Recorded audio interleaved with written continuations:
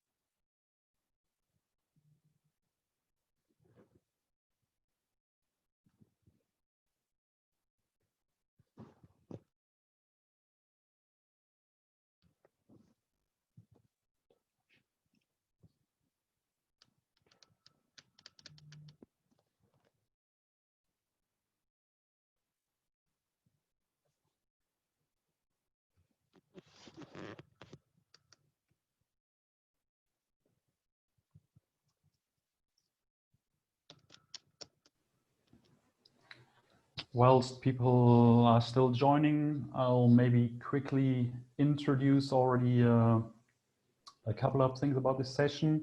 First of all, once again, very welcome for all of you guys joining from all across the world, it seems. So wherever you are, good afternoon, morning, evening, or night. In the chat function on the right-hand side, you will find some information already. For example, about Otter, which is a transcription tool. So if you want to read as well what we are talking, you click on the link and it's transcribed there. So you can have two windows open, ones to see the speakers and an additional one where you can see what we are talking transcribed. In addition, on the right-hand side, we've noted a couple of abbreviations we were using quite regularly. And as you might know, yeah, the session is recorded, so you're obviously very free to answer questions, write them in the question and answer session, and they will be picked up either during the session or at the end of the session.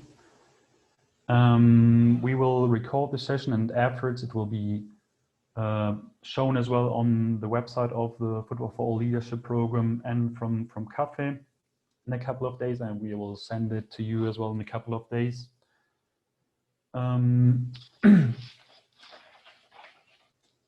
That's maybe as a starting point. If you have any questions in the meantime, feel free to put them in the chat at the moment. In addition to the standard presentation and the talk we will have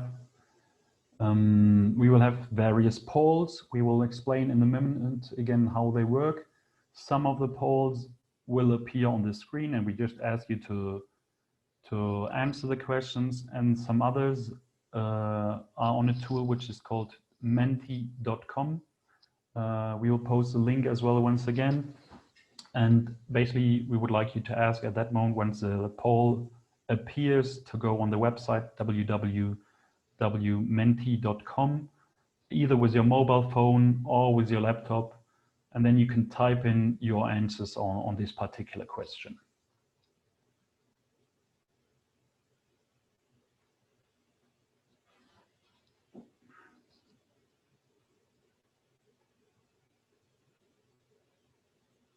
So I think we have already 52 participants, so maybe we slowly start already with the session. So first of all, a little bit about the organizers of this session. First of all, the main organizer is Football for All Leadership Program, from who the organizers organization Integrated Teams. And basically they started with a Football for All Leadership Program in 2018. And this is an inclusive and accessible study program. And the idea of this program is to empower disabled people and help them to gain new skills to work in the football industry. Secondly, second part of this online talk is the Center for Access to Football in Europe. We're UEFA Football Social Responsibility Core Partner. We've been founded in 2009, and we are working mostly on 3 topics. First of all, to make football stadiums more accessible. Secondly, to promote the employment of disabled people within the football industry. And thirdly, to support the creation of disabled supporters associations, and by that empowering disabled fans to take a role in the football industry, to raise their voice and help them as well to work in clubs and create changes in the football industry. So the partnership between Football for All Leadership and CAFE is we've been basically working since the beginning of the Football for All Leadership program. So CAFE has been conducting some of the modules for the study program, for example, on stadium accessibility. And we're as well mentoring some of the participants. And in general, we are supporting each other on communication and as well reflecting on new topics.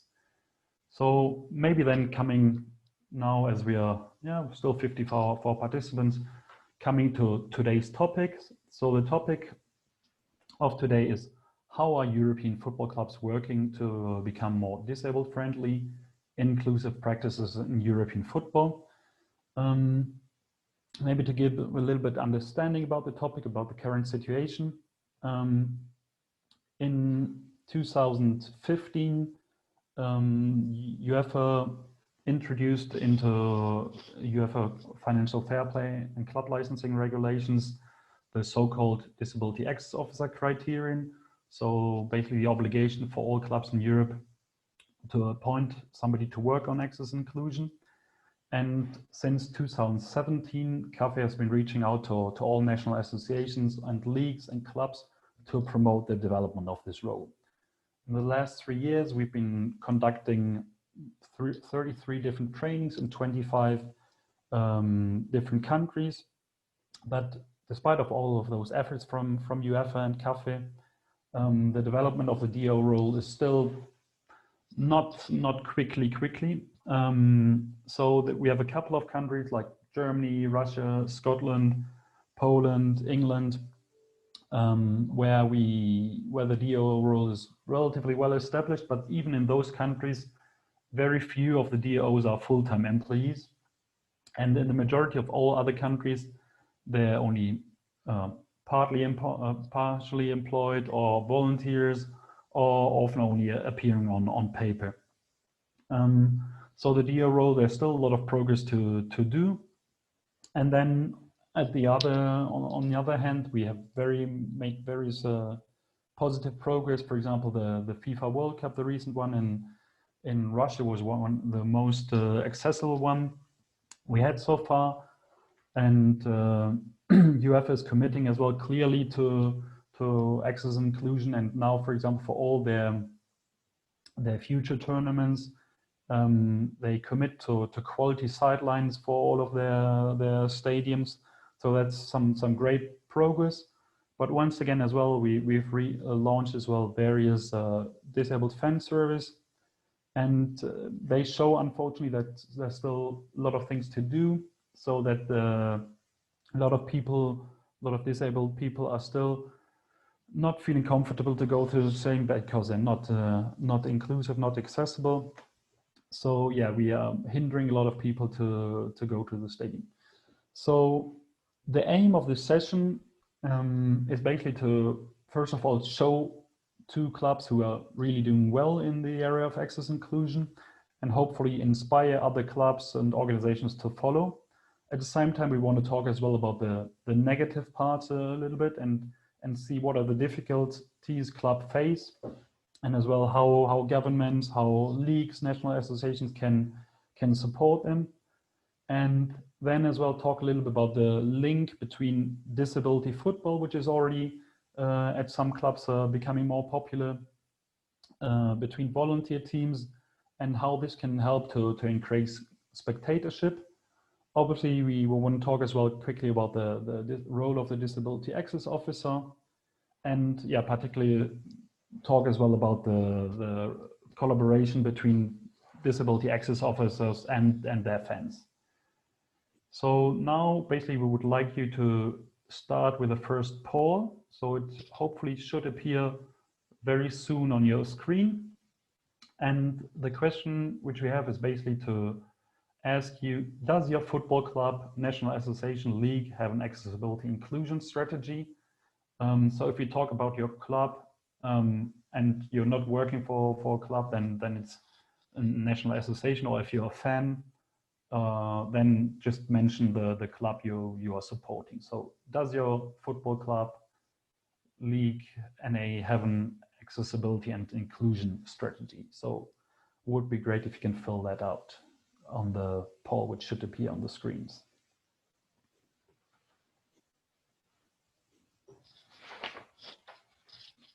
We'll give you a little bit of time to fill in the survey. And at the same time, I already want to introduce the panelists. First of all, myself, my name is Jochen Kemmer. I'm working for CAFE a bit more than 3 years, and basically my role is to support clubs, national associations, and leagues in the development of the Disability Access Officer role. So supporting them through guidance, through exchange, and through the development of strategies. Then our speakers for today. I'm very happy to have we have really great speakers today. First of all, Alexis Dobbin from Celtic FC, the Disability Access Officer. Alexis has been working for the club for many years, and she has first of all worked in the ticketing department and for the foundation. And now she's working as a Disability Access Officer, exchanging on a regular basis with all fans, and she will explain a little bit more what this means later, as well her role with a Celtic Disabled Supporters Association. And then secondly, we have Jaimie Dorward from Bradford City, who's working or involved with the club since 2013, and her story is a little bit different. So initially she became interested into the club through her son, who's autistic, and who started to play for the disability football team of Bradford City. And through this experience, she got interested into the club, and over the time, she thought it's a great idea if we not only do those training sessions for young kids, but as well support people in going to match days. And she really saw the difference she could make through sport, how using football. And so she became involved, became a disability access officer, became very much involved in the volunteer activities of the club, which we will talk later about. And now she's working more on a global scale on topic of inclusion. And I think I saw as well early on, now one of the participants as well is the new Disability Access Officer of Bradford City, with whom Jaimie is working closely. So already thanks to the speakers. And now maybe we can show quickly the results of the poll which we just had.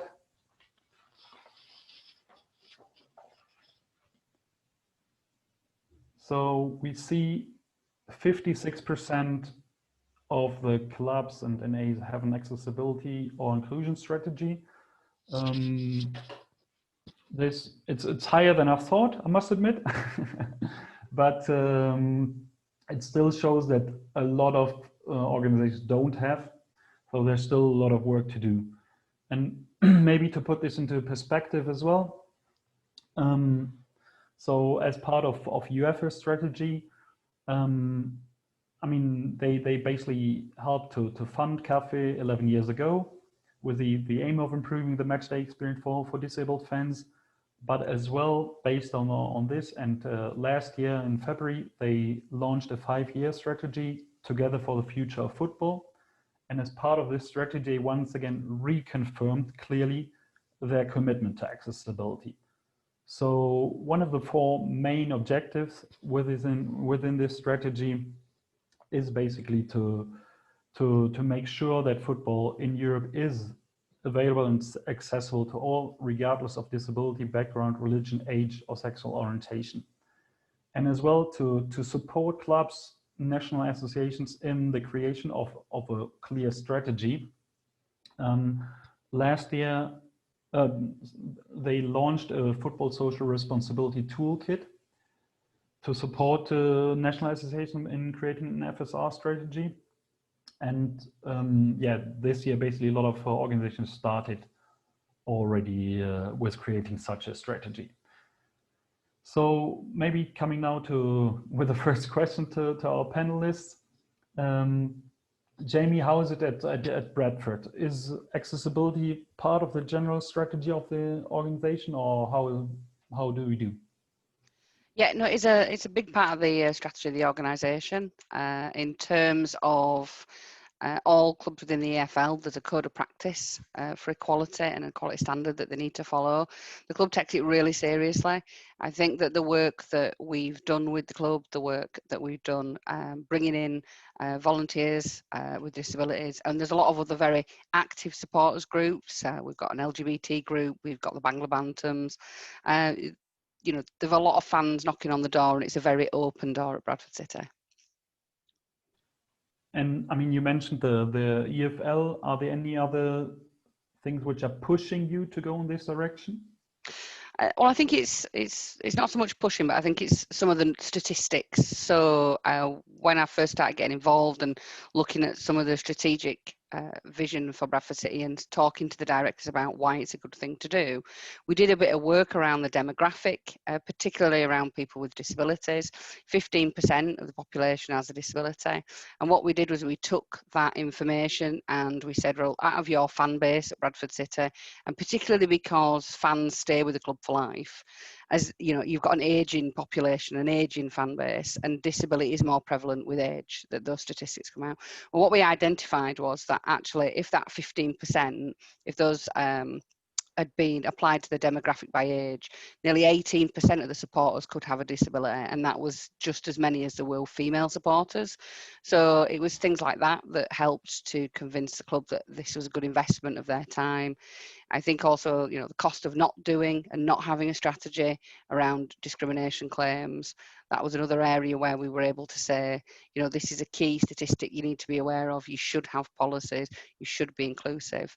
And I think the volunteer programme itself, you know, over time has really shown the value add of getting, you know, different demographics, different people with different disabilities involved in the club. That neurodiversity, I think, is the phrase these days. Okay, that's great. We'll talk a little bit more about the volunteer program at a later stage. Alexis, maybe from your side, I mean, the regulations are strong as well, and what is pushing you as an organization to work more? What could be convincing arguments to work on access and inclusion? Well, I think all clubs should adhere to and comply with, just as Jaimie was saying, the government legislation in the UK where we have the Equalities Act, and a DAO should ensure that the club is fully compliant in following this. I understand there is other countries that may not have this in place. However, there is EU guidance, and the DAO or the person that a club has in place should be ensuring that this guidance is adhered to. Again, without wanting to repeat, but just basically what Jaimie was saying, it can bring a lot of positive PR to a football club. And having one person, be it a DAO, a volunteer like Jaimie, or just a supporter or a group, a DSA, that can point out the negatives of a football club not being seen to be inclusive or accessible, and the negative impact that this can have on their club to be perceived in this way. So basically, in harsh terms, no football club or business in general wants to be seen as not doing the right thing. And at this point really should be made by either the DAO, a DSA or a supporter. Okay, that's great. Maybe, I mean, we've heard some of the arguments, but we can maybe hear from you guys now through another poll. So we have maybe if you can put Joanna, if you can put to the chat once again the link from www.menti.com, and if you go to this website and you enter the code 3160015, you should be able to write what motivates your club to work on access and inclusion. Once again, if you're not from a club, then talk about your national association or league or the club who you are supporting. So what motivates your organization to work on access and inclusion?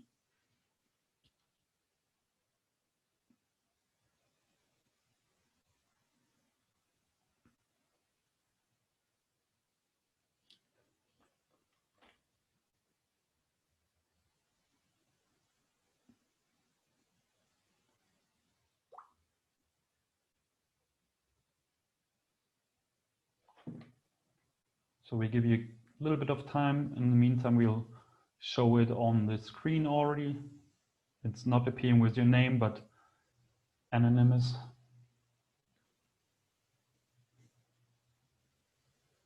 So menti.com, either with your mobile phone or with a web browser, and type the code 3160015.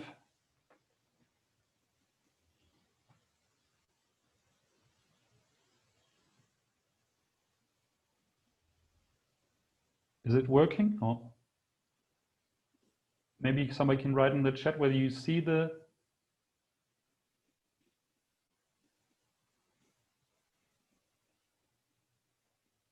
do you see the in Menti, if you go to the website, do you see the question appearing? Ah, here we are.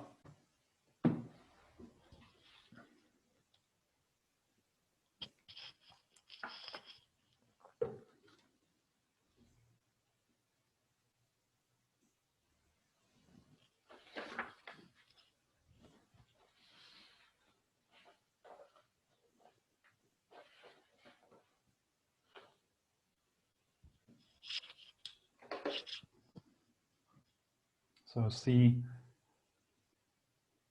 a lot of things popping up: accessible to all, equality from various people, everyone has a right to, high attendance of games, social responsibility,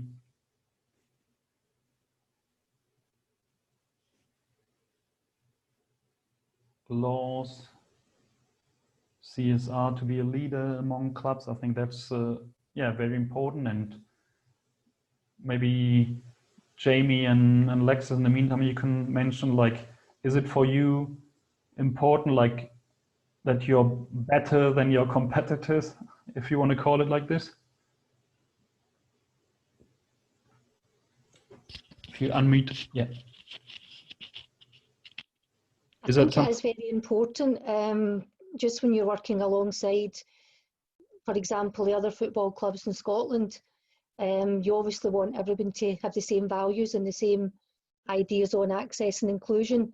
And certainly from speaking from a DAO point of view, it certainly makes the job a lot easier when you're able to contact the other DAOs within Scotland and know that they've got the same values and the same ideas on supporters coming to games.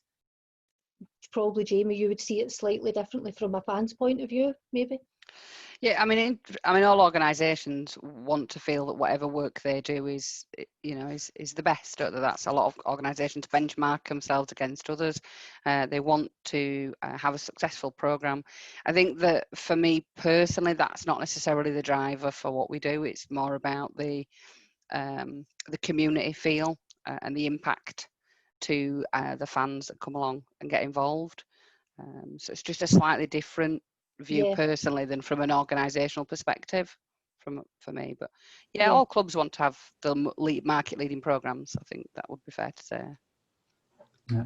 Yeah, I mean, if you see on the screen as well, you see a little bit of the right arguments, like both from a regulation point of view as well, like the moral point of view. and as well, like, I mean, gaining more supporters. So quite a mix. So I think we can go to the next slide then. And before Jaimie and Alexis will explain a little bit more what they do in detail, we have a great video from Bradford City, which explains already quite in detail the activities from Bradford. So please go ahead to show that.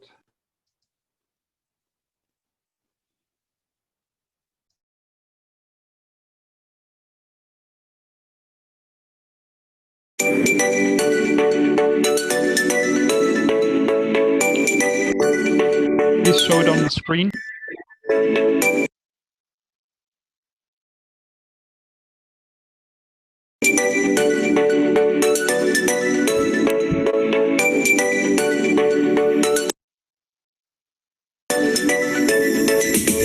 I'm Jaimie Dorward, a Disability Officer at Bradford City. We run a disability programme here. It's a volunteering and education programme, and also football in the community. The project started really about 4 years ago, and it's just gone from strength to strength. We have about 25 volunteers in total helping out. Within the club, they'll get involved in cleaning, helping out in the stands. We're really active on match days, so if there's anything ever on match days to be done, if it's bucket collecting, if it's flag waving at the side of the pitch, if it's working with the junior bantams, anything and everything. It really is very much, their match day to them, and they're here to help the club and support the club. The relationship with the club is fantastic. They're really welcoming and really open. I'm a community manager here at Bradford City Football Club. It's a fantastic relationship we have with all the volunteers. They're very, very helpful. They help us all throughout our community work, with some going into schools to help us in the schools, help out with the penalty shootouts, help out with the everyday tasks around community work. And hopefully they have a great experience, and they can hopefully it'll help them stand them in good stead for when they hopefully go on to the outside world and get a job. The club love the volunteers because they're there to help, and they do a fantastic job around the ground. It's there's always somebody around if you need something. They're always very, very willing to help as much as they can, and it's a great some great use to the club to be able to have the volunteers there to help them in all sorts of different capacities. If you asked other clubs, would they want volunteers like we've got here? Well, I think everybody would say yes, because it's a win-win for everybody. It's a win for the volunteers because they're gaining that experience, hopefully to be able to go out into the workplace further on, and the club are getting the help that they need. So it's a win for everybody, really. So a lot of the volunteers have come through the football.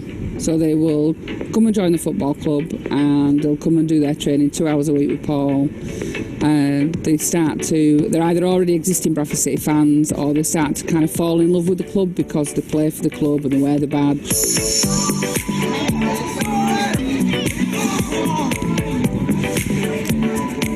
Hi, I'm Paul Job. I'm the head coach at Bradford City Disability Football Club. They were playing football for the disability football team, so then we decided that we were going to do some volunteering down at Bradford City to help clean the stands, all the rooms and things like that.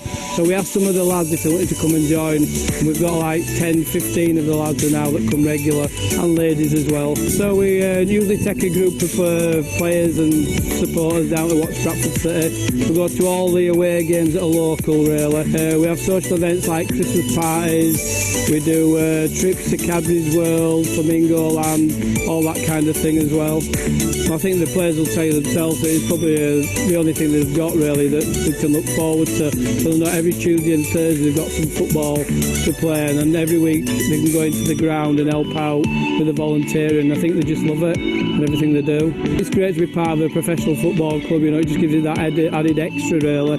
The lads obviously are all fans and they like to come and watch the games, like to be involved with the club, and the club do support us. They let us play on the pitch at half time sometimes, or we do the team photos sometimes on the pitch as well. So it's really good to be part of the club really. when they are here and the difference it makes to them, makes them feel special, makes them feel valued. They have a real purpose.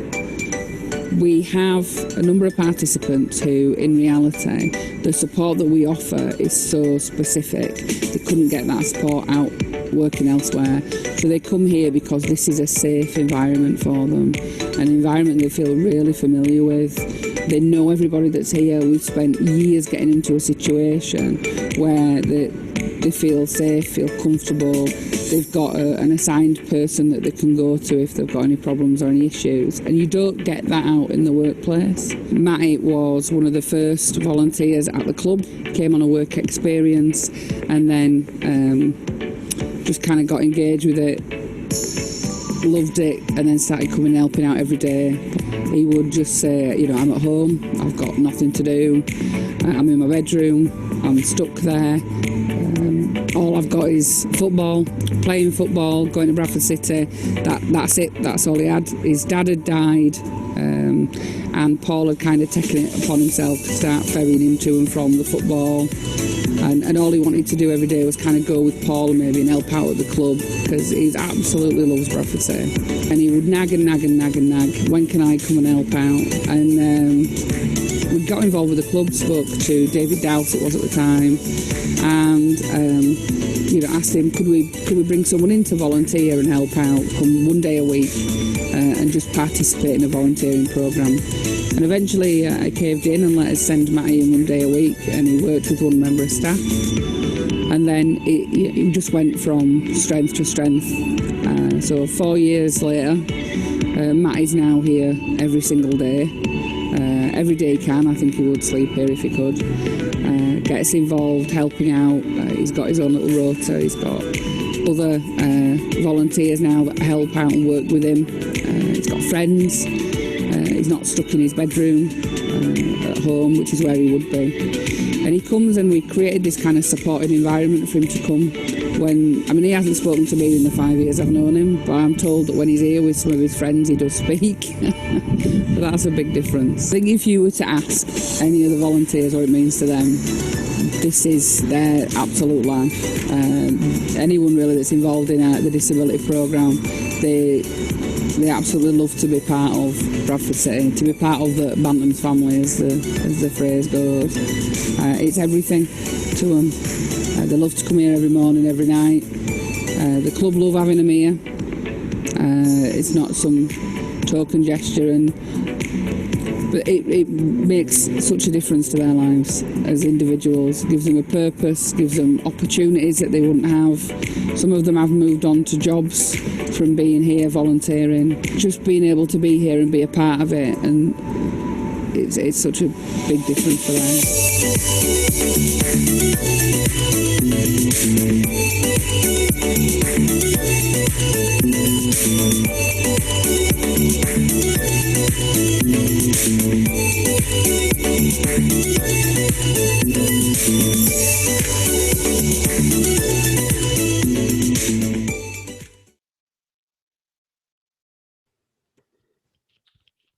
I think this video is really great. You directly see the link between people coming to the club, falling in love with the club, the positive impact it can have on the people, but as well the positive impact for the club. So really mutually beneficial. Jaimie, can you maybe mention one or two activities you particularly want to highlight in addition to this video? You just want to say that again, because you just I got a little bit of background static there. Whether you want to highlight any additional activities which have been mentioned in the video or have not been mentioned in the video. I mean, it touched slightly on community work, so it's not just about the ground, but there are some of the volunteers that would go out and help out in some of the community foundation work, which is where the disability programme started, in the community foundation, to be fair. So there's been some real successes as well. We've got some real success stories. You know, Matt is just one example. I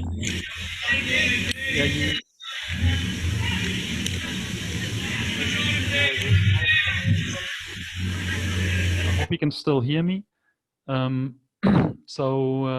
you can, I mean, you mentioned as well that we have like that your new disability access officer is coming from the program. Can you tell a little bit more about this story? Or Yeah, so I mean, this is a really good example of a story and how things can work out. So Lou came to disability football. She got involved in our female team. So we started a female team about January 2018. She was a parent as well of a child that was in the junior section. She's come along, got involved as a player. And was really keen, wanted to help out with coaching, wanted to volunteer. Her son was placed in a school placement, so it gave her a little bit of time during the day. And as somebody that you know, had first-hand experience of issues, we managed to get her involved in some of the issues and help the resolutions as well that we wanted within the ground. And she just kind of came along, and you know, as you grow and as we started to do more and I started to get more in wider inclusion, it was just the next logical thing for her to become the new disability liaison officer. She does a really good job. She'd done things like the lanyards, which I know Alexis has also got a fantastic story about, and some really simple ideas I can touch on later on, because sometimes that's simplest to the best. great. And maybe once again on the volunteer program, maybe can you talk about the difficulties you had maybe with regards to setting up such a program? Was there anything for clubs who want to look into what they should avoid? Or Yeah, I mean, what you find is, and what I found, because I didn't know a lot about football when I get involved in football, it was more, I'm very much coming at it from a community side. But as you kind of start to look at what underpins a football club, particularly in the lower leagues, particularly in the English Football League, the lower tier clubs will have a lot of volunteers that support the running of the club. So they already have active supporters groups, and they already have volunteers that will help out or raise funds and do various activities. So the volunteer concept isn't a new concept at all.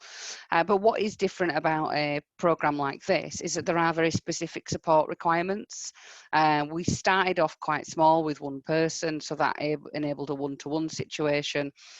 You really need to have the club's backing, because they do need to invest some of their staff's time. So I'm not a full-time member of staff at the club, I'm a volunteer, so I can't be there all day every day. I mean, Paul worked within the foundation, so he could support all of the activities within the schools and the different settings around football. But actually in the club itself, you know, we need to make sure that we understand what they need, what they require, you know, and get the club really involved in managing them. And they've done that. And as the number of participants have grown and the number of volunteers have grown, then, you know, so has the paperwork. But the staff there really love having them there as well, which is a big advantage. Things like risk assessments, you kind of got to be aware around, you know, signing in, signing out. There's a lot more, because you are an employer, but it's still a community-led program, so it's finding the balance. And people that aren't currently in employment don't always understand why they have to sign in, or why they have to only go through these routes and various other things. So there's a lot of training, a lot of working, a lot of one-to-one. We do a lot of buddying up, so that's another way. I mean, that sounds amazing. And like, how do you? Is there any way of measuring the success? Is it like a number of participants, or the number of people who find a job afterwards, or how do you measure the success of those? I mean, in terms of measuring success, we don't necessarily go and say, oh, you know, the role of the program is not to convert into success via particular measures, but we do have quite a number of people that have gone on and work as stewards on match days. So we, you know, all the different various, we've got people in catering, for example. We've probably got about 10 people that have found some form of employment. So one of our volunteers was really keen to be a steward, and he was actually our first wheelchair user steward at Bradford City. His name was Luke. And he came along and volunteered, but he was able to come along and be a volunteer for a couple of sessions, kind of without the pressure of going through an interview, without the pressure of applying for the role in a formal way, because it was a supported environment, a supported opportunity. He could prove that he could do the role to himself as well as to the employer. So, and, you know, so we have had people get roles. Some of Luke's still there as it happens. Others have done some stewarding and then found a few months down the line it's not for them. But yeah. we have successes. Great, thanks so much for sharing that. Alexis, maybe coming then once again a little bit to the topic of strategy. Can you maybe elaborate a little bit about the strategy from Celtic towards access inclusion? Yeah, sure. Just to give you a bit of background, Celtic Football Club was founded on the charitable aims of feeding the poor children of the East End of Glasgow. So with this, the club has continued the charitable work over the last few years. So they've appointed myself as the DAO, and I work closely with the Celtic Disabled Supporters Association, the CDSA, and we work to improve the access and create new facilities, basically to enhance the matchday experience for disabled supporters attending Celtic Park. So Celtic has facilities for wheelchair users, partially sighted and ambulant disabled supporters. The club makes a point of participating in the Cafe Week of Action every year, and we do this through using our own first team players and fan participation, just as you saw for the picture earlier.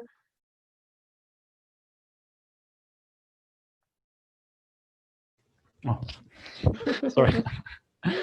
Maybe can you talk a little bit about the projects you had in the last years, maybe your plans for the near future in improving access inclusion? Well, we had this year, for this season, pre-COVID, we had a plan in place to open an additional elevated wheelchair user area. So this will be located in the Lisbon Lions stand behind one of the goals at Celtic Park. And once opened, unfortunately, it may well be delayed till next season now, but we still hope to get it opened this season, and it'll accommodate an additional 16 wheelchair users and their PAs. So we see this as another positive step. Because of the age of the stadium, we are limited in what we can do and what we can do structurally. Prior to lockdown in March, the club was planning to offer out sensory packs to our autistic supporters coming along to Celtic Park. So these included a fidget spinner, a stress ball and a tangle toy, and these were all Celtic branded for the kids. And also included in the pack was what Jaimie was mentioning earlier, was the lanyard. So this lanyard that we've done, it's an exclusive design to Celtic. Unfortunately, I'm not able to show you at the moment, simply because the club want to obviously launch it out. So this lanyard will have a design, so when it's seen by a member of the student team or other club staff, for example, in the superstore or the ticket office, this will alert them to the fact that that supporter may well need extra support.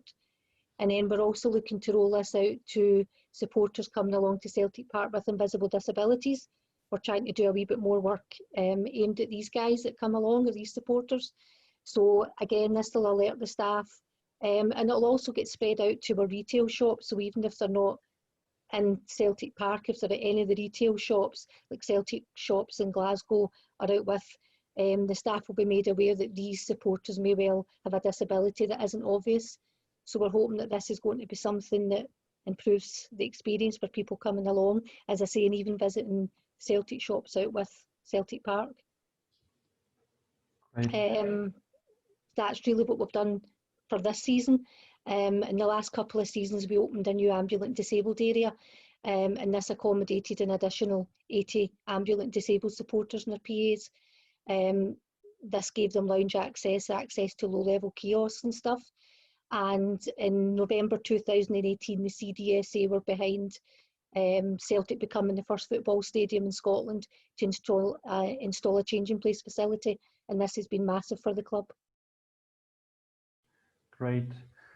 Jaimie, as well, I mean, you're facing a little bit similar situation, that your stadium is not the newest one. So how do you cope with that situation? How can you encourage, or what is necessary to make improvements? I mean, Bradford City is based on Valley Parade, and it is exactly what it says. It's a valley. So one side of the stadium is about 2 stories lower than the other side of the stadium. So there are quite the logistical challenges. And Bradford City really is keen to work with its supporters to make the whole matchday experience the most positive it can possibly be, but to become more accessible to those people who struggle mobility-wise.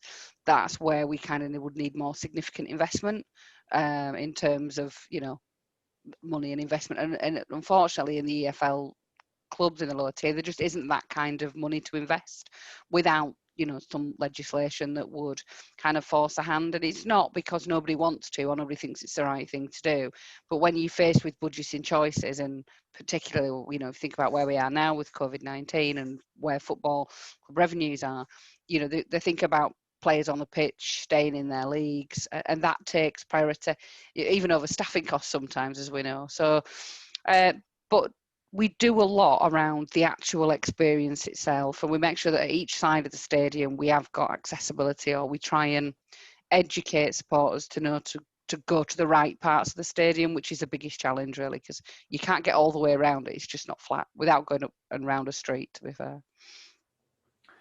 I mean, you're totally right. We recommend always as well to work quite a lot on the topic of providing good information. And Alexis, do you have maybe any other tips to clubs who maybe have a very old stadium? How can they start to work on excellent inclusion? What I done when I initially took on the role of the DAO, I looked at quick fixes that we could possibly do, but they would make a massive difference to the match day. I was limited, and I keep saying what we can do structurally. So what we done was we invested, and we were lucky we were able to do this. We invested in new commentary equipment for the visually impaired supporters, the partially sighted supporters. So regardless now of where you are seated within the stadium, including visiting supporters, you are able to access the audio descriptive commentary. We've actually got our manager Neil Lennon. He records his match day programme notes, and these are played out to our partially disabled supporters, partially sighted supporters, prior to the match and at half time, and that's went down really, really well. It's quite a popular part of the match day. We provide blankets, and we also, last season or the season before, we provided all our wheelchair user season book holders with a free branded wheelchair user poncho, and these were quite popular as well. So what I done was we just looked at this kind of quick fixes that could be done with regards to an older stadium, and we added these services into a match day, and they have received some really positive feedback. Obviously, when you're doing this, and one of the kind of drawbacks and any negatives there could be is when you're thinking of putting something in place that maybe seems like a really good idea, you need to make sure it's feasible, because I do work in morning a match day, so you need to make sure it's feasible, and it's doable as well. So there's things that we have thought about doing, but when you think about actually doing it with the staff you have available, it's maybe sometimes not possible. Okay, we'll come to like working together with other departments in a second. Maybe Jaimie, any other tips you have for clubs? Yeah, I mean, the tip that I would say, and this was one of the benefits of Lou taking on the disability role, the liaison role, was that someone who firsthand has challenges on the day, being an old stadium, some of the simplest solutions are the best. So being quite an old stadium, we have a disabled stall that's in with the main stalls, and we had two doors that would create this kind of kissing gate effect that you get when you're trying to go over a fence, where you have to open one and close it before you can open the next one. And not being someone, because my son's autistic, he's not in a wheelchair, but Louise's son is, the solution we found was not a massive investment in brand new toilet blocks or anything, but it was just to take one of the doors off. And actually that made it so much easier for access for her, for the wheelchair, for other disabled users. And it was so simple, because some of the infrastructure is just so old. The designs weren't, they weren't made for people with disabilities. They weren't considered at that point in time. So yeah, simple solutions. We've implemented radios, for example, not dissimilar about that kind of match day, the lanyard concept. So. Okay, great. Thanks so much. I mean, Alexis, you're working, or both of you are or have been working as a DO. Why do you think this role is important for a club?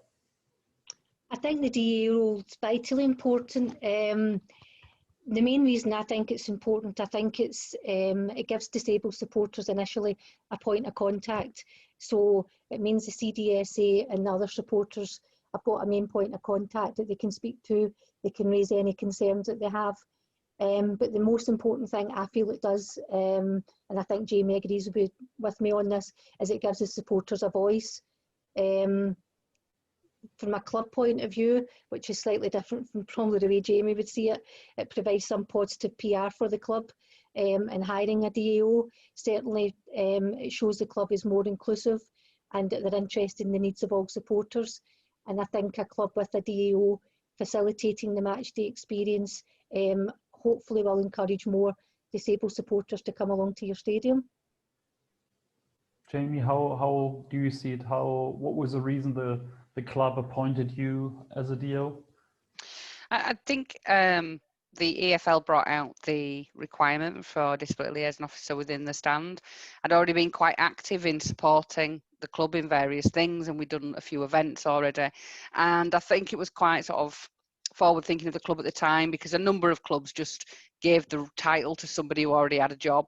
And actually what they did was, well, we've got someone that's really active, really keen, you know, we'll give them that role. And it actually then facilitated me to do more because I held an official role, and that makes a big difference. So just having the title, having the access, being able to email on behalf of the club around certain issues, that it does facilitate, and it makes a real difference. And then, you know, same as Alexis said, people like to have that dedicated point of contact. People like what they know, familiarity. I mean, there's been a number of studies, but you know, a lot of people say the customer experience, particularly for disabled fans, at home and away, if somebody meets and greets and just makes sure they're okay, then you know, they might have some quite personal concerns that they want to raise, and you know, if somebody's there, does a bit of face to face, it really makes a difference to their whole experience that they have at the club. Alexis, anything else you want to add regards to the impact of the DO on the club? Yeah, it's had a really positive impact. I'm just trying to think really. Having a DO, again, what I emphasised earlier, it does give the disabled supporters a voice, and also it means that their own personal requirements can be met and highlighted by the DO, and it gives the supporters a direct link with the club. And the other thing that's helped me, and I know there's a couple of the guys tuning in tonight, with other Scottish DOs, having the chance to exchange ideas, and it's made it a lot easier for myself when I'm attending. I go to the away matches, and it makes it a lot easier for myself when I'm going to these away matches to be able to link in with the other Scottish DOs, to ensure again that process runs as smoothly as possible. And just an example there, that we've just recently done a supporter survey for supporters coming back to Celtic Park. So because the club's got the DAO in place, they done the standard survey last week to the general support. However, I was then able as a DAO to do my own survey, which I've been doing over the last 4 weeks, which is contacting supporters and asking how they feel and what measures they would like in place to feel that they're safe enough to come back to Celtic Park, once safe to do so, obviously. Thank you. Jaimie, do you have any tips maybe to somebody who would start working the DO role? I think my tips would be obviously to try and get to know your fan base and some of the challenges that they have. Most good ideas come from fans that are struggling, to be fair. And you kind of listening, I think, would be the biggest tip. Just listen, understand, and be aware you can't fix everything for everybody. You can only do what you can do in the time that you've got. Okay, great. And I mean, you mentioned earlier as well that particularly as being a volunteer yourself, it's important for you to engage with other departments. Can you tell a little bit about how you work together with the other departments? Sorry, I'm on mute there. How do I work with all the other departments? To be fair, the club are really open. So we work really closely with the stewarding staff. So as we're making our rounds on match day, you know, it's really good and important to have a good relationship with them, because they'll come to you with any issues or raise any issues. I mean, because the club are so open and so, you know, and enjoy the work that we do, not just in the volunteer program, but in the foundation, you know, they are, for me to work with other teams, you know, I can just drop them an email, drop them a call, they'll get in touch with me. You know, you know, if I was there, I could just pop into the office and talk to people. There's no difference that I'm a volunteer, so I'm just not based there. So I think sometimes a club, when you are a volunteer, you've just got to watch some of the expectation, so you can end up kind of getting caught into things, and sometimes you've got to say, I can't do that bit because that just is outside of my time limit at the minute. But you know, the thing is, I think Bradford City is an open door when it comes to working with them that way.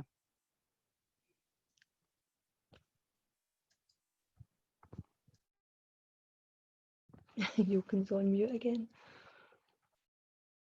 Sorry. I'm picking up as well some questions which came up from the participants. To Jaimie, could you maybe, I mean, you've touched on it, but could you maybe explain again a little bit more in detail how you support your disabled volunteers? Yeah. I don't know whether you have anything to add on this one. Yeah, we do a lot to support them, starting by get to know them. That's the biggest one. As I say, a lot of them come through the football, which means we get to see them at the worst and at the best, because you see the worst of a person when they lose and the best of them when they win. So you get the spectrum. So it's really about building a good relationship. And then once we've got that relationship, we can start introducing them into the club for volunteering. Great.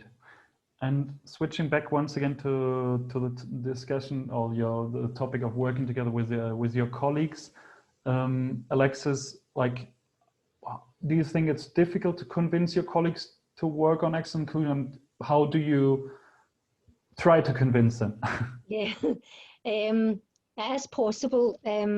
Certainly prior to my role being in place, that colleagues didn't consider access and inclusion perhaps as much as they should have on a daily basis. So last year I organised the CAFE Disability Inclusion and Etiquette training, and Michael from CAFE came up and arranged that for various of the front-facing departments within Celtic Park. And included in this was guidance. One of the main things I was asked was just guidance for the supporters interacting and speaking to other disabled speaking to disabled supporters coming up to Celtic Park, and that might be for a tour, for not just for the football match, maybe a tour, a meal, things like that. So this proved to be really enjoyable for the members of staff that took time to come along to the training, and I get a lot of really, really good feedback from it. So I know now from speaking to staff since then that they are more aware of their surroundings. Some of them even come up and suggest signage that might be useful and appropriate in the superstore, the ticket office, things that maybe they wouldn't have thought about before.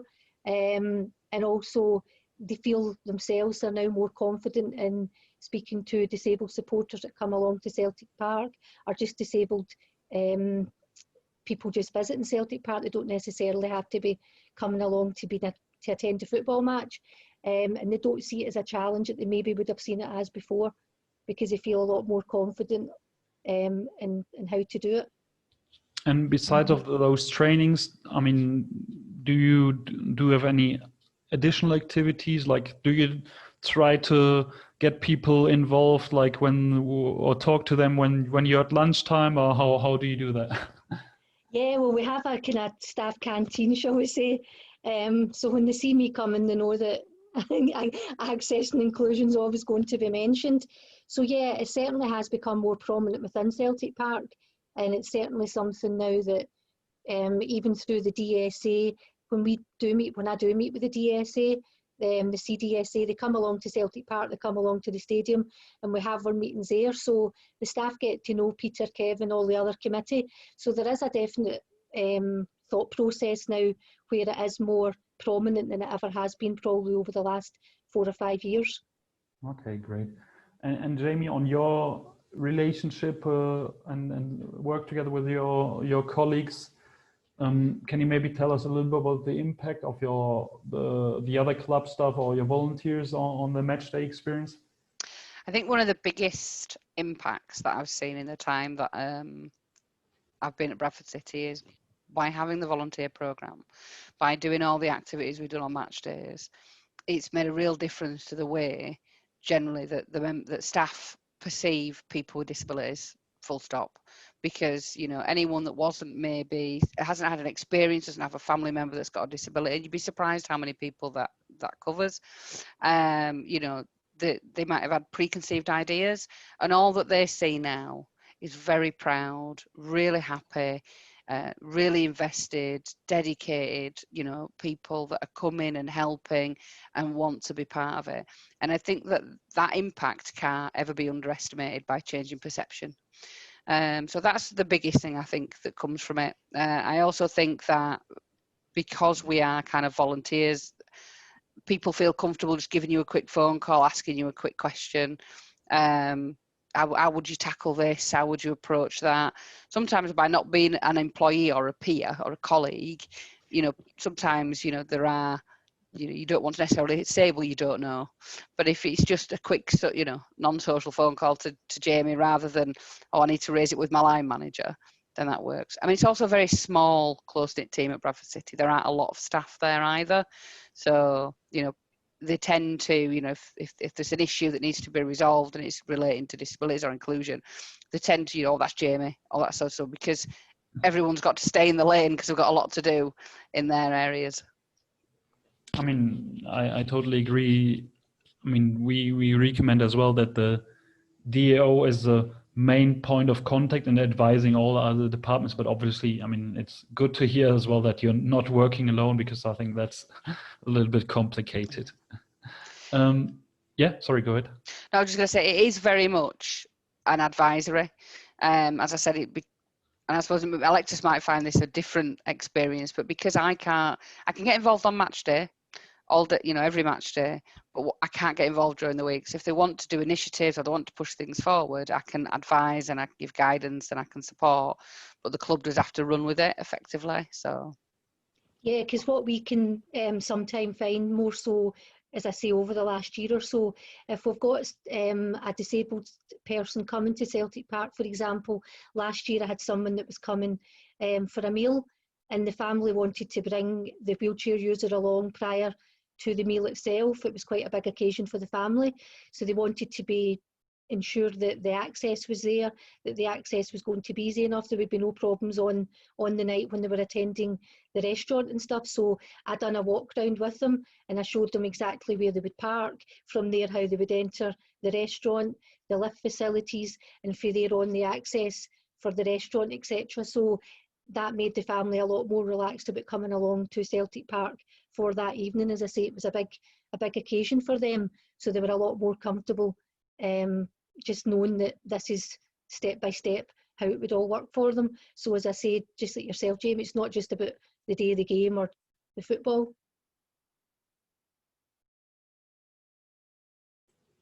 And I mean, we've heard now about your relationship with colleagues. We've heard a little bit about the volunteers. You as well, Alexis, at Celtic, you have a very strong Disabled Supporters Association. How do you work together with them, and in which way it's important for you and the club? Yeah, we have got a very strong Disabled Supporters Association here at Celtic. So basically, the way it works is we meet up, as I say, prior to COVID, I would meet up with the CDSA every 6 to 8 weeks. They would come along to the stadium. So the CDSA, with them being an independent body, they bring up, they raise ideas, and then I'm able to take the ideas and raise them with internal business managers within the club. So this works both ways. One, they're getting their points of view across, their ideas, feedback from their members, and I'm able to deal with it relatively quickly by speaking to internal departments within the club.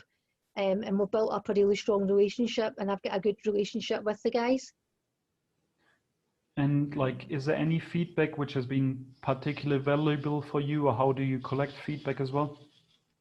Well, what I do regards, for example, one of the feedback I get is one of the first things I did. I attend the away games as well, as I've mentioned. So what I do is I contact the away club after the game and I feedback any problems or any issues that the guys maybe had on the day.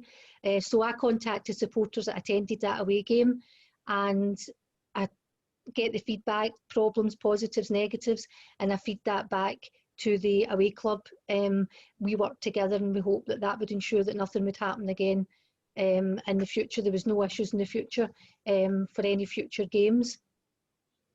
Okay, great. I mean, we're coming already close to the end. Before we start with the questions, maybe do you have both of you, any general tips to a club, league, or association who wants to become more inclusive?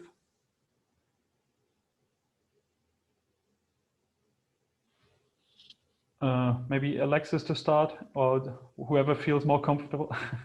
Sorry, my internet went a wee bit there. Jochen, would you mind repeating that question? Sure. Whether you have any particular tips to a club, league, or association who starts working on excellent inclusion? Yeah, sure. I think one of the things I would say is you need to be a good listener. That was my first tip. You need to be a good listener. Listen, get to know your supporters, get to know the people you're dealing with every day on a match by match basis, and just spend time getting to know them, getting to know their needs. And basically also what I would also suggest is to manage expectations. Sometimes through our own CDSA, they do raise perfectly valid points, but you have to say, look, in the short term it's not viable, or something isn't going to realistically happen. So my advice would always be to manage expectations and don't give false hope where the chances are that that idea or suggestion may well not happen. And that's probably the hardest part. Yeah, I mean, I agree. And that's as well the good thing. If you have this regular conversation, I think people will take this as well in a positive way if you are honest instead of not communicating. Yeah, the easiest thing would definitely be to say, yes, this X, Y, or Z will happen, but no, it won't. And that is the hardest part. But as I say, it's all about managing expectations and doing your best to ensure that what can be done can be done. But I think, and as Jaimie's emphasised earlier, just being a good listener, being available, making sure you're widely available, and you get to know the guys you're dealing with. And there I believe we come as well once again to the topic from the beginning, from the strategy. So if you set your priorities, it's obvious that you can't achieve everything at the same time. So if you have your goals and communicate them clearly as well to your fans, I think that makes things a lot easier. Jaimie, any further tips on tricks you have? I mean, I would only suggest what I already know, which is, the work that your foundation does in terms of engaging with the community already is certainly a way into terms of understanding some of the needs of disabled supporters, listening to your fans, same as Alexis has said. But yeah, I mean, I came into it through the community route, so that's the route I'd probably be saying to people. Is there any football teams out there that have started that you might want to go engage with a partnership with for the club? Start to develop those relationships in that way. Do you have a disabled supporters association? If not, perhaps that's an easy way to start, asking disabled fans to come down, maybe a meet and greet with a player. Always encourages that participation and turning up, I've found. I found that people with disabilities are so engaged. There isn't just that wide range of things that's available to all of us, and with all the constraints around having personal support assistants, with how they can travel and how they can get to and from various places, not all of which we know in the world should be better, but unfortunately it isn't. There's actually very little that they can do in the course of a week and be able to afford all of that. So if they're invested in football, they're invested in it, and they're really loyal supporters, very dedicated. So the more that there is for them, and the more that they can, you can develop engagement, then the better the experience for them. And if the club's really serious about inclusion, just let people in and let them take it forward, let them guide what they want. But I do agree with Alexis about expectations. That is the hardest part, Jaimie, it really is. Because you want to be able to do everything that the guys are asking you to do, but unfortunately... we wanted like a little match day golf buggy that drove around the grounds so nobody had to walk up the hill. And what we've got in reality is a steward that pushes a wheelchair up, and that's just, you've got to do the best with what you've got. And, the top clubs might have the cash for the lower leagues don't. Yeah, I think it's it's always about the process of going to the right direction, and I mean, you have to start, and listening to your fans is always one of the best things to do, I believe. So I try to difficult with so many topics to sum up a little bit before we come to the questions. So I mean, we've heard about the importance of having a strategy, and that there's still a lot to do. Many clubs don't necessarily have an excellent inclusion strategy. The importance of involving all the different stakeholders at the club, working together with other departments, as well simultaneously, like we've clearly heard from Jaimie about the success of such a inclusive volunteer program, the commitment, the support those volunteers give to the club, and as well, like the impact a DO can have in improving the match day experience. And what I noted down from the tips and tricks is once again the listening, working on the quick wins, doing the things which seem to be easy, and once again the collaboration. Jaimie, Alexis, anything else you want to add? What I've forgotten? No, I think that's it. I think that's everything. That's covered quite a lot there. Yeah, so we'll try to go at least to a couple of the questions. So the one from an anonymous attendee, one question was, how are Bradford and Celtic supporting their disabled fans during the pandemic? What are the challenges and the easy but impactful solutions? Maybe Alexis to start. Yeah, so I came back, I've only been working part-time. So what I've been doing since I came back is I've started contacting our supporters. We were hoping for an earlier return to football fans coming back to Celtic Park, but unfortunately that's not happened. So what I've done is I've contacted all our season book holders, and I've asked them their thoughts on coming back to Celtic Park, how safe they would feel, would they be comfortable doing so, because there's a chance that even when they do come back, because of the fact that there'll be a reduced crowd, the chances are they won't be in their own seat or in their own area. So I have to check that they'll be comfortable with doing that, and really just to see how they are in general as well.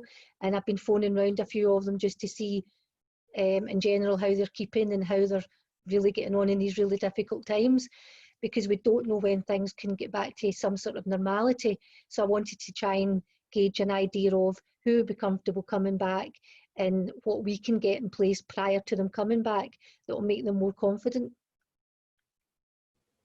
Jaimie, anything you want to mention? Yeah, I mean, Bradford City are doing, we've got enough to alternate our fans within our stadium and social distance. So we can have half of them in one week and half of them in the next week. So a lot of what Lou did, to be fair, was the same as Alexis, ringing round, seeing how we might be able to accommodate our disabled supporters. The other thing, obviously, is that within the EFL, they have iFollow. So everyone's been issued with iFollow codes for home games so they can watch online. We've had quite a few people wanting a bit of support with, how can they watch the game online and access that. So we've been giving some support to that as well. We had another question as well coming up linked to that, from currently watching the games from home. Do you do anything to make this home watching experience more accessible, inclusive? I don't know whether you have created groups to virtually look the games together and exchange or something similar. I think, well, within the whole program, within the football, within the supporters, they've got groups that we run, that they chat in, that they talk in. So when they're watching the games, they're all kind of interacting in the groups and saying, so and so scored, and isn't this good, and is this not so good, and other such phrases like that. So they do interact. It's not as formal as a virtual Zoom in that way, but we have got a lot of activities outside of just the game where they do get together and do Zooms and chat. We have a specific women's team group where they all get together, and we have a fantasy football league group where they all chat about the fantasy football team. So there's still engagement. And do you offer, for example, I mean, at the stadium you offer audio descriptive commentary. Do you offer that as well through at the current period, or? We don't at Bradford City in terms of an audio descriptive commentary, but we don't offer it in the stadium either. We have to use the local radio station at the moment. We don't have any commentary at all. It's just not something that they do. Something that we were looking into, but it's not something that we'll be doing at the moment. Okay, Alexis, maybe you on that part? Yeah, sure. Unfortunately, just down to protocols and the very, very limited number of people that we're allowed in a stadium for the closed door games, we're not able to get our commentators into Celtic Park. And believe me, the CDSA have been pushing for it to happen. But unfortunately, it's just not been possible. So what the guys have done, and I can't really take the credit for this, is Ronnie and Jim that do the commentary. They've been doing the commentary for over 30 years. They've set up their own Zoom. I think it's through Facebook, and what they do is they get their partially sighted supporters together at a home game, and they do the commentary for them. I think sometimes it can get out of sync, but it works relatively well, and it's better than not having anything at all. So again, the credit would go to the CDSA and the guys, Ronnie and Jim. So they've brought this together and they make it happen for the partially sighted supporters. So they do get the ADC commentary on the match day, rather than simply having to rely on the standard commentary they would get from the TV. Okay, maybe would be interesting to exchange as well with the German league and clubs on that, because they are offering audio descriptive commentary through a second channel at the moment. Okay. Games. So yeah, we can have a discussion on that. But no, certainly, because I know Kevin from the CDSA is on here tonight, so I could maybe pick that up with Kevin, and we can link in with someone over in Germany. That would be great. Yeah. Excellent. I see another question from Jason Webber from the Welsh FA. What support have you had, or do you think clubs would want from a national association with their disability inclusion programs? Any thoughts on this? Whoever feels more comfortable. I suppose it depends on the context, because an inclusion program encompasses a lot of things. And if we're talking about football, the national affairs do quite a lot in terms of, in England we have established disability football leagues, and we've got established we actually have mixed gender leagues in disability football, because there aren't quite enough women's team, although it's very much up and coming now. They're starting to get some cross-county leagues up and going.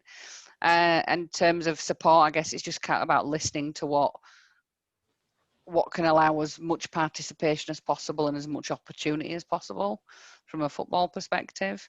You know, there is talk of removing the mixed gender dispensation, but some areas are not well enough established in female football for that to happen, not for disability football as it is. So that's an area to consider. Try to think if there's anything else. That from a football perspective, there will be sort of key things. Just making sure there's opportunities, that you've got an ability counts league that's available to people, get some turn up and play sessions going. I'm sure you've got all those things. Alexis, anything to add from your Yeah, side? well, just from a DAO point of view, what we are currently looking for in Scotland at the moment is a Scottish DAO. So the support would be from having one person in place that would look after the needs for the whole of Scotland, and it would be someone that the Scottish DAOs can speak to, again, share ideas with, things like that. So I think this has all obviously been held up with the COVID situation, but they were making good progress in trying to get like a Scottish DAO in, and I think that again offers support to the clubs and again other DAOs. So that would be from a DAO side of things. Okay, great. And just seeing another question for you, Alexis. You were speaking about the evaluation, like the feedback you receive from fans after away games. Is that like an informal contact, or do you have like a feedback form which you send and which supporters have to fill in? And how do you feel like working on those problems? How do they get solved for away games for the next season? Do you see improvements? Yeah, definitely. So what I do, I've got a list of the supporters, both the wheelchair users and the ambulant disabled supporters that attend each away game. So I see them in person on the day, and then after the game, usually the Monday or the Thursday, depends if it's a midweek game, I would then send an informal email just asking what their experiences was at the game, if there was any problems, and then I would feed that back to the DAO if the opposing club has a DAO, and I would feed that back to them or someone at the opposing club. But yeah, it's been quite successful. Like Bev at St Johnstone, Lynn at Aberdeen, we tend to meet up when we go to games, and what I would then do is say, right, well, this happened the last time, and it's got a really, really positive effect on what happens at the next game. And the team over at Hampden as well, when we're there for semi-finals and finals of cup competitions, there's a much, much bigger away support from Celtic side of things. You can get a couple of hundred of disabled supporters attending these games. So I feed back to the operations team over at Hampden, and we work on each issue that I raise, and 9 times out of 10 it is resolved for the next game. So I find it very, very useful, and I think the DAOs, the other clubs, find it useful as well, because they feel free for them to contact myself equally when they come to Celtic Park, and then we can both work on how this will make it better for both their supporters and ours, because I think they, like myself, would want to know where you're going wrong. It's not just about what you're doing right, it's more about what you're doing wrong, so that you can try and improve in that for future visits. Okay.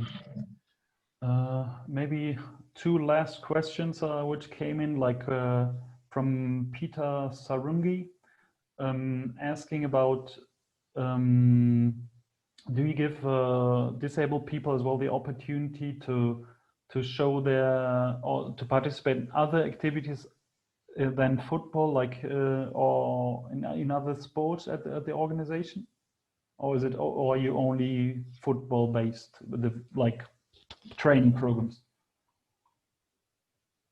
So from a Bradford City perspective, we obviously have a very dedicated football programme, but we do have coaches that go out and do some multi-sports camps, but it is predominantly football. We do sometimes think about, you know, because we've got such an active group of players and members, whether or not we should do a running club or I think we should do a gym club personally, you know, but because you have got an audience already. But what we tend to do is work in partnership with other organisations that offer that. So we have an organisation that runs a school of rock and music that's a social enterprise. Or so if they want to tap into those activities, then we will recommend. So we have partnerships that we work with, and we find that to be really effective, because there is only a limited amount of things you can do that you're running yourself. So the partnership system works really well. Great. So I still see a couple of questions, but we will try to answer them like afterwards. Some questions are more to individual persons, so we will try to come back in the next days with the other participants having asked any question as well before we really close up. Yeah, first of all, I want to thank all of you guys. First of all, for the amount of questions we've received, so very grateful for that.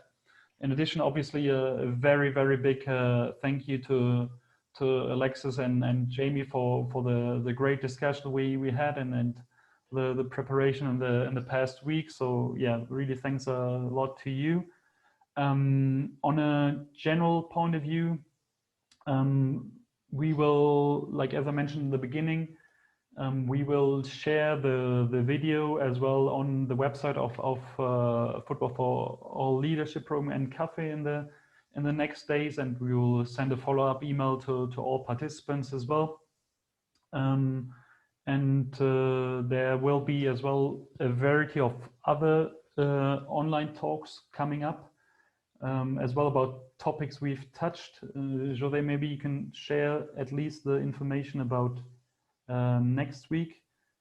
So maybe whilst we turn there, like we will have a talk coming up on disabled football. We will have one on inclusive employment. So various topics touched. And next week, the next talk from the Football for All, which is coming up, is next week on Monday at 7 p.m. Central European Time, 6 p.m.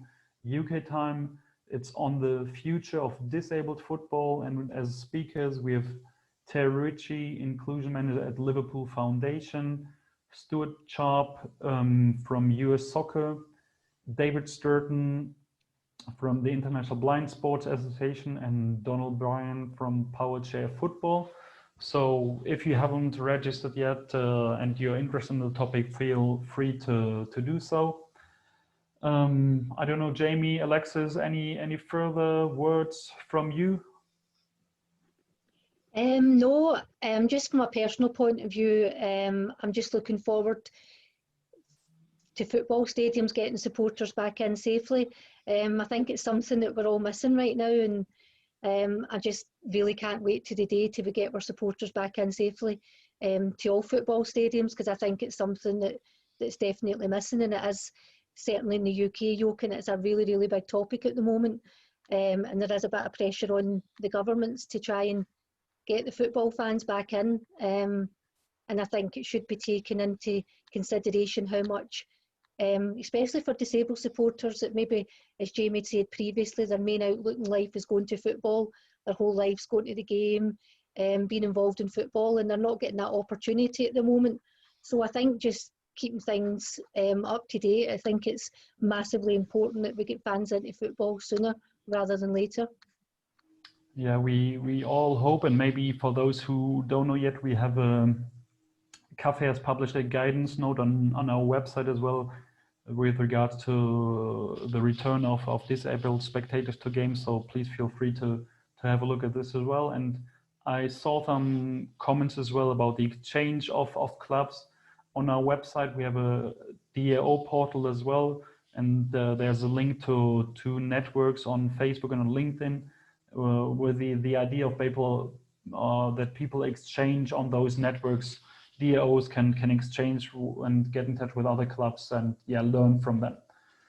I think that's all then for me. Once again, thanks to all of you. I hope you enjoyed the session, and you're not too angry that we are 15 minutes longer than planned. I wish you a very good evening or days, depending on where you are, and look forward to exchanging with you in the future. Thanks so much to everybody. Thank you very much from me. Thank you.